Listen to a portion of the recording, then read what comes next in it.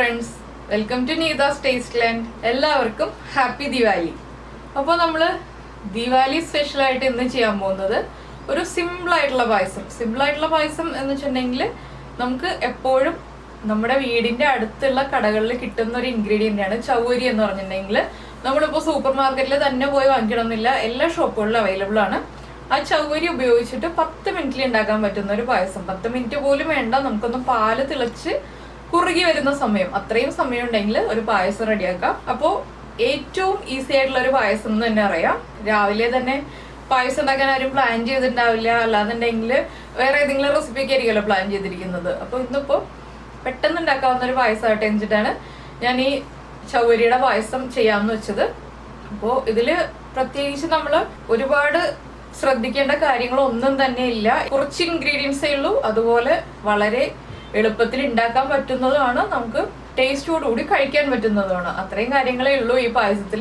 വലിയ തലവേദന നമ്മളിപ്പോൾ മറ്റുള്ള പായസം പോലെ പാലട പോലെ അല്ലെങ്കിൽ അടപ്രഥമൻ പോലെ വരട്ടിയെടുക്കുക അങ്ങനെയുള്ള കാര്യങ്ങളൊന്നുമില്ല കേട്ടോ. അപ്പോൾ ഈ ഒരു പായസം നമുക്ക് കൂടുതൽ ടേസ്റ്റ് ഉണ്ടാവുക പായസം ചൂട് മാറി കഴിഞ്ഞിട്ട് നമ്മൾ തണുപ്പിച്ച് കഴിക്കുമ്പോഴാണ്. അപ്പോൾ തണുപ്പ് പറ്റാത്ത ആളുകൾ ചൂട് മാറിയതിന് ശേഷം കഴിക്കുക. തണുപ്പ് കുഴപ്പമില്ലാത്ത ആളുകളാണെങ്കിൽ നമുക്ക് ഫ്രിഡ്ജിൽ വെച്ചൊന്ന് തണുപ്പിച്ചതിന് ശേഷം ഉപയോഗിക്കുമ്പോഴായിരിക്കും കേട്ടോ കൂടുതൽ ടേസ്റ്റ്.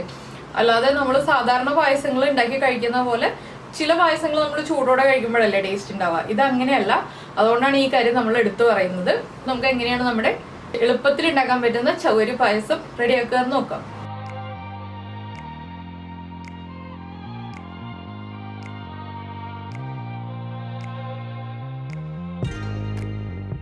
നമുക്ക് നമ്മുടെ ചൗവരി പായസത്തിന് ആവശ്യമായിട്ടുള്ള ഇൻഗ്രീഡിയൻസ് നോക്കാം. നമ്മളിപ്പോൾ പാലെടുത്തിട്ടുണ്ട്, 1.5 ലിറ്റർ പാലെടുത്തിരിക്കുന്നത്. 1 കപ്പ് ചൗവരിക്കായിട്ടാണ്. ചൗവരി സോക്ക് ചെയ്യുന്നതിന് മുന്നേ നമ്മൾ മെഷറിംഗ് കപ്പിൽ 1 കപ്പ് അളന്നെടുത്തതാണ്. അതിനുശേഷം അരമണിക്കൂർ വെള്ളത്തിൽ സോക്ക് ചെയ്തു. ആദ്യം നമ്മൾ ഒരു 3-4 പ്രാവശ്യം ചൗവരി നന്നായിട്ട് കഴുകുക, അതിനുശേഷം മാത്രം സോക്ക് ചെയ്യുക. സോക്ക് ചെയ്തിട്ട് നമ്മൾ ഒരു അരിപ്പയിൽ ആ വെള്ളം പോകാൻ വേണ്ടിയിട്ട് എടുത്തു വെക്കുക. അങ്ങനെ എടുത്തു വെച്ച ചൗവരിയാണിത്. അപ്പോൾ 1 കപ്പാണ് സോക്ക് ചെയ്യുന്നതിന് മുന്നേ ഞാൻ മെഷർ ചെയ്തെടുത്തത് മെഷറിംഗ് കപ്പിൽ. പിന്നെ നമുക്ക് ആവശ്യമുള്ളത് പഞ്ചസാര, കാഷ്യൂനട്ട്, ആൽമണ്ട്സ്, നെയ്യ്. ഇതിലേക്ക് നമുക്ക് റൈസിൻസ് ആഡ് ചെയ്യാം, പിസ്ത ആഡ് ചെയ്യാം, ഏത് വേണമെങ്കിലും ആഡ് ചെയ്യാം. ഞാനിപ്പോൾ കാഷ്യൂനട്ട്, ആൽമണ്ട്സ് മാത്രമേ ചേർക്കുന്നുള്ളൂ. മറ്റുള്ള പായസം പോലെ നമ്മൾ കുറേ സമയത്ത് കുക്ക് ചെയ്യേണ്ട ആവശ്യമില്ല. ആദ്യം നമുക്ക് പാല് തിളപ്പിക്കാം. ഇപ്പോൾ നമ്മൾ പാല് തിളപ്പിക്കാൻ വെച്ചിട്ടുണ്ടെങ്കിലും ഇതിലേക്ക് നമ്മളിപ്പോൾ ഒന്നും ചേർക്കുന്നില്ല. പാല് തിളച്ച് പകുതി കുറുകിയതിന് ശേഷമേ നമ്മൾ ഇതിലേക്ക് ചൗവരി ചേർക്കുന്നുള്ളൂ. അതുപോലെ തന്നെ ഇതിലിപ്പോൾ നെയ്യ് ഒഴിവാക്കിയതിന് ശേഷം ബട്ടർ ചേർക്കണമെങ്കിലും ബട്ടർ ചേർക്കാം. ഞാനിപ്പോൾ നെയ്യിൽ കാഷ്യൂസ് മാത്രം ഒന്ന് റോസ്റ്റ് ചെയ്തെടുക്കുന്നേ ഉള്ളൂ, ആൽമണ്ട്സ് റോസ്റ്റ് ചെയ്യുന്നില്ല. അപ്പോൾ റോസ്റ്റ് ചെയ്യണമെന്നുണ്ടെങ്കിൽ റോസ്റ്റ് ചെയ്യാം, അതുപോലെ റൈസിൻസ് ആഡ് ചെയ്യാമെന്ന് ഞാൻ പറഞ്ഞു. അതൊക്കെ നമ്മുടെ ചോയ്സാണ്. നമുക്ക് നമ്മുടെ ചോയ്സ് അനുസരിച്ച് ഈ പായസത്തിൽ ഏത് വേണമെങ്കിലും വ്യത്യാസം വരുത്താം. മെയിനായിട്ട് നമ്മൾ ചൗവരിയും പാലും ഒരുമിച്ച് തന്നെ വെച്ചിട്ട് കുക്ക് ചെയ്യാതിരിക്കുക. എന്താണെന്ന് വെച്ചിട്ടുണ്ടെങ്കിൽ നമ്മൾ ചൗവരി സോക്ക് ചെയ്തെടുത്തതാണ്, അപ്പോൾ വേഗം തന്നെ കുക്കായി കിട്ടും. പാലൊന്ന് കുറുകിയാലേ ഈ പായസത്തിന് ടേസ്റ്റ് ഉണ്ടാവുള്ളൂ. അപ്പോൾ പാല് കുറുകി വന്നതിന് ശേഷം മാത്രമേ നമ്മൾ ചൗവരി ആഡ് ചെയ്യാൻ പാടുള്ളൂ. അത് മാത്രമേ ഉള്ളൂ നമ്മുടെ ഈ ഒരു പായസത്തിന് ശ്രദ്ധിക്കാനുള്ള കാര്യം. വളരെ ഈസി ആയിട്ട് ഉണ്ടാക്കാൻ പറ്റിയ പായസമാണ്. അപ്പോൾ പാല് തിളച്ച് വരുന്നത് വരെ നമുക്ക് വെയിറ്റ് ചെയ്യാം. ഇപ്പോൾ നമ്മുടെ പാല് തിളച്ച് തുടങ്ങുന്നുണ്ട്. ഞാൻ ഇളക്കി കൊടുക്കാൻ തുടങ്ങി. എന്താണെന്ന് വെച്ചിട്ടുണ്ടെങ്കിൽ ഹൈ ഫ്ലെയിമിൽ വെച്ചിട്ട് തന്നെയാണ് ഞാനിപ്പോൾ പായസം റെഡിയാക്കാൻ പോകുന്നത്, ലോ ഫ്ലെയിമിലല്ല. അപ്പോൾ വേഗം തന്നെ പാല് കുറുകി കിട്ടാൻ വേണ്ടിയിട്ടാണ് ഞാൻ ഹൈ ഫ്ലെയിമിൽ വെക്കുന്നത്. നമ്മളപ്പോൾ ഇളക്കി കൊടുത്തോണ്ട് ഇരുന്നില്ല എന്നുണ്ടെങ്കിൽ പാല് തിളച്ച് പുറത്തേക്ക് പോകും. അതുകൊണ്ടാണ് നമ്മൾ ഇളക്കി കൊടുത്തോണ്ടിരിക്കുന്നത്. ചൗവരി ചേർക്കുന്നത് വരെ നമുക്ക് ഹൈ ഫ്ലെയിമിൽ തന്നെ വയ്ക്കാം. ചൗവരി ചേർത്തതിന് ശേഷം മാത്രമേ നമ്മൾ ഫ്ലെയിം കുറയ്ക്കുന്നുള്ളൂ. ഇതിപ്പോൾ നമുക്ക് ചൂടോടുകൂടി പായസം നമ്മൾ സാധാരണ സേമിയ പായസമൊക്കെ കഴിക്കുന്ന പോലെ കഴിക്കണം എന്നുണ്ടെങ്കിൽ അതുപോലെ കഴിക്കാം. ഇല്ലാന്നുണ്ടെങ്കിൽ നമുക്കിതൊന്ന് നന്നായി കുറുക്കി എടുത്തതിന് ശേഷം ഡെസേർട്ടായിട്ട് ഡിന്നറിന് ശേഷം സെർവ് ചെയ്യാനാണെങ്കിൽ ആ രീതിയിലും ചെയ്യാം. ഞാനിപ്പോൾ ചെറുതായിട്ട് കുറുക്കിയാണ് എടുക്കുന്നത്. അപ്പോൾ ഇത്രയും കുറുകണ്ട എന്നുണ്ടെങ്കിൽ ഇത്രയും കുറുക്കി എടുക്കണ്ട. നമ്മുടെ ചൗവരി ഇട്ട സേമിയ പായസമാണെങ്കിലും ഞാൻ കുറുക്കിയാണ് എടുത്തത്, വല്ലാതെ അങ്ങ് തിക്കായിട്ടല്ല, ആവശ്യത്തിന് കുറുക്കിയാണ് എടുത്തത്. അങ്ങനെ കുറുക്കി എടുക്കുമ്പോഴാണ് ചില പായസങ്ങൾക്ക് ടേസ്റ്റ് ഉണ്ടാവുക. ചില പായസങ്ങൾ നമ്മൾ അധികം കുറുക്കി എടുത്തിട്ടുണ്ടെങ്കിൽ കറക്റ്റ് ആ ഒരു കൺസിസ്റ്റൻസി കറക്റ്റ് ആയില്ലെങ്കിൽ ടേസ്റ്റ് ഉണ്ടാവില്ല. പല പായസങ്ങളും പല രീതിയിലാണ്. അപ്പോൾ ഈ ഒരു പായസം അതുപോലെ തന്നെ നമ്മുടെ ചൗവരി ഇട്ട സേമിയ പായസമൊക്കെ ആകുമ്പോൾ കുറച്ച് കുറുകിയെടുക്കണം. ആ സേമിയ പായസത്തിനേക്കാളും കുറച്ചുകൂടി കുറുകിയിരിക്കണം ഈ ഒരു പായസം നമ്മൾ ഉണ്ടാക്കുമ്പോൾ. പിന്നെ ചൗവരി ആയതുകൊണ്ട് തന്നെ അധികം സമയം എടുക്കാതെ വേഗം തന്നെ നമുക്ക് കുറുകി കിട്ടിക്കോളും. ഇതിലേക്ക് ഞാൻ ഒരു കാര്യം പറയാൻ വിട്ടുപോയി കേട്ടോ. നമ്മുടെ മെയിൻ ഒരു ഇൻഗ്രീഡിയൻ്റ് ആണ് പായസത്തിൻ്റെ ഏലക്ക പൊടിച്ചത് ചേർക്കണം. ഞാനപ്പോൾ ഏലക്ക എടുത്ത് വെക്കാൻ വിട്ടുപോയി. പായസം ഉണ്ടാക്കുമ്പോൾ എല്ലാം നമ്മൾ ഏലക്കപ്പൊടി ചേർക്കാറുണ്ട്. അപ്പോൾ 1.5 ലിറ്റർ പാലെടുക്കുമ്പോൾ ഒരു 10 ഏലക്ക പൊടിച്ചതിന് ശേഷം നന്നായിട്ട് അരിച്ച് ചേർക്കുക. നമ്മൾ മിക്സിയിലാണ് പൊടിക്കുന്നതെന്നുണ്ടെങ്കിൽ മിക്സിയിൽ കുറച്ച് പഞ്ചസാരയും ചേർത്തിട്ട് മിക്സിയുടെ ചെറിയ ജാറിൽ പൊടിക്കുക. അതിനുശേഷം അരിച്ച് ചേർക്കുക. എന്താ വെച്ചാൽ ഏലക്കയുടെ തൊലി പായസത്തിൽ വരാതിരിക്കാനാണ് അരിച്ച് ചേർക്കുക എന്ന് പറഞ്ഞത്. ഇപ്പോൾ നമ്മുടെ പാല് തിളച്ച് കുറുകി തുടങ്ങുന്നുണ്ട്. ഇനി നമുക്കിതിലേക്ക് ചൗവരി ചേർക്കാം. ചൗവരി ചേർത്തതിന് ശേഷം നമ്മൾ ഇളക്കിക്കൊണ്ടേ ഇരിക്കുക. സാധാരണ പായസങ്ങളിൽ ചെയ്യുന്ന പോലെ നമ്മളിപ്പോൾ പഞ്ചസാര ചേർക്കുന്നില്ല. ചൗവരി കുക്കായതിനു ശേഷം മാത്രമേ പഞ്ചസാര ചേർക്കുന്നുള്ളൂ. ഇതൊന്ന് തിളച്ച് തുടങ്ങുമ്പോൾ മാത്രം നമുക്ക് ഫ്ലെയിം കുറയ്ക്കാം. അത്രയും സമയം ഹൈ ഫ്ലെയിമിൽ തന്നെ വയ്ക്കാം. പാല് വീണ്ടും തിളച്ച് തുടങ്ങുമ്പോൾ നമുക്ക് ലോ ഫ്ലെയിമിൽ വെച്ചിട്ട് വീണ്ടും ഇതുപോലെ തന്നെ ഇളക്കിക്കൊണ്ടിരിക്കാം. ചില റെസിപ്പികളിൽ നമ്മൾ കൈ എടുക്കാതെ ഇളക്കിക്കൊണ്ടിരിക്കണം എന്നുള്ള വലിയ ബുദ്ധിമുട്ടുള്ള റെസിപ്പികളായിരിക്കില്ല. ചൗവരി ഇപ്പോൾ നമ്മൾ ചേർത്തിരിക്കുന്നത് കറക്റ്റായിട്ട് ട്രാൻസ്പെറൻ്റ് ആയിട്ടില്ല. നമുക്ക് കാണുമ്പോൾ തന്നെ അറിയാം ചൗവരി അതുപോലെ തന്നെയുണ്ട്. ചൗവരി കറക്റ്റായി ട്രാൻസ്പെറൻ്റ് ആയി വരണം. അപ്പോഴാണ് ചൗവരി കുക്കാവുന്നത്. ഇതിപ്പോൾ നമുക്ക് ഇടയ്ക്ക് വീട്ടിലുണ്ടാക്കി കഴിക്കാവുന്ന പായസമാണ് കേട്ടോ. അപ്പോൾ വീട്ടിൽ എന്തെങ്കിലും ചെറിയ ഫംഗ്ഷനൊക്കെ ഉണ്ടെന്നുണ്ടെങ്കിൽ നമുക്കൊരു ഡെസേർട്ടായിട്ട് സെർവ് ചെയ്യാൻ പറ്റുന്ന ഒരു ഐറ്റമാണ്. എന്താണെന്ന് വെച്ചിട്ടുണ്ടെങ്കിൽ അധികം ബുദ്ധിമുട്ടുള്ള ജോലിയല്ല. ചൗവരി നമുക്ക് മിക്കവാറും നമ്മുടെ വീടുകളിൽ എപ്പോഴും ഉണ്ടാവുന്നതുമാണ്. അപ്പോൾ നമ്മുടെ പാല് നന്നായിട്ട് തിളച്ചു. ഞാൻ ഫ്ലെയിം കുറച്ചു. ഇനി നമ്മൾ ലോ ഫ്ലെയിമിൽ വെച്ചിട്ടാണ് ഇളക്കി കൊടുക്കുന്നത്. എന്താണെന്ന് വെച്ചിട്ടുണ്ടെങ്കിൽ പാല് വേഗം കുറുകും. ചൗവരി ആയതുകൊണ്ട് ചൗവരി എന്ന് പറഞ്ഞിട്ടുണ്ടെങ്കിൽ തന്നെ കുറച്ച് കൊഴുപ്പുള്ള കാര്യമാണ്. നമ്മൾ പായസം കുറുക്കാൻ വേണ്ടിയിട്ട് തന്നെയാണ് ചൗവരി സേമിയ പായസത്തിലൊക്കെ ചേർക്കുന്നത്. അപ്പോൾ എല്ലാവർക്കും അറിയാവുന്നതാണ് വേഗം തന്നെ ചൗവരി ഇട്ട് കഴിഞ്ഞിട്ടുണ്ടെങ്കിൽ കുറുകും എന്നുള്ളത്. ചൗവരി കുക്കാവുന്നതനുസരിച്ച് പാല് കുറുകി വരും.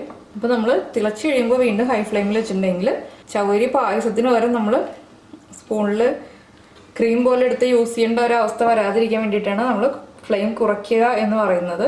അതുപോലെ തന്നെ പാലിലേക്ക് ആദ്യം പഞ്ചസാര ചേർത്ത് കഴിഞ്ഞിട്ടുണ്ടെങ്കിൽ ചൗവരി കറക്റ്റായിട്ട് കുക്കാവില്ല. കുക്കാവാൻ കൂടുതൽ സമയമെടുക്കും. അതുകൊണ്ടാണ് നമ്മൾ ഒരുവിധം പായസങ്ങൾ പാൽ പായസങ്ങളൊക്കെ ചെയ്യുമ്പോൾ പാലട ഒഴിച്ച് ബാക്കിയുള്ള പാൽ പായസങ്ങളൊക്കെ ചെയ്യുമ്പോൾ നമ്മൾ പഞ്ചസാര നമ്മൾ ചേർക്കുന്ന ഇൻഗ്രീഡിയൻറ്റ് കുക്കായി കഴിഞ്ഞതിന് ശേഷം മാത്രം ചേർക്കുന്നത്. പാലട എന്ന് വെച്ചിട്ടുണ്ടെങ്കിൽ നമ്മുടെ പിങ്ക് പാലട പായസം ചെയ്യുമ്പോൾ മാത്രം നമ്മൾ ആദ്യമേ പഞ്ചസാര ചേർക്കും. അത് നമ്മൾ വേറെ വേവിച്ചിട്ട് ചേർക്കുന്നതുകൊണ്ട്. ഇല്ലാന്നുണ്ടെങ്കിൽ ഇതുപോലെ പാലിലിട്ട് വേവിക്കുന്ന പായസങ്ങളാണെങ്കിൽ നമ്മൾ എന്താണോ പാലിൽ ചേർത്തത് അത് കുക്കായി കഴിഞ്ഞതിന് ശേഷം മാത്രം പഞ്ചസാര ചേർക്കുക. ഇല്ലെങ്കിൽ നമ്മൾ ചേർക്കുന്ന ഇൻഗ്രീഡിയൻറ്റ് കുക്കാവാൻ സമയം കൂടുതലെടുക്കും പഞ്ചസാര ചേർത്ത് കഴിയുമ്പോൾ.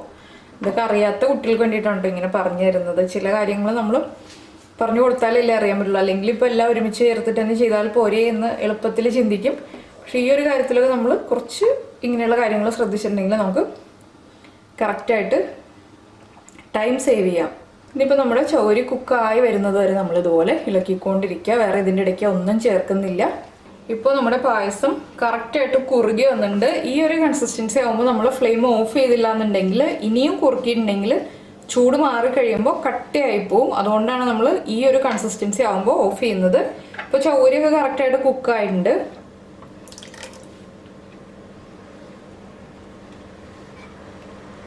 ഇതുപോലെ നമ്മൾ എടുത്ത് നോക്കുമ്പോൾ ട്രാൻസ്പെറൻ്റ് ആയിട്ട് ഇരിക്കുന്നതാണ് ചൗവരി കുക്കായി എന്ന് നമുക്ക് മനസ്സിലാവുന്നത്.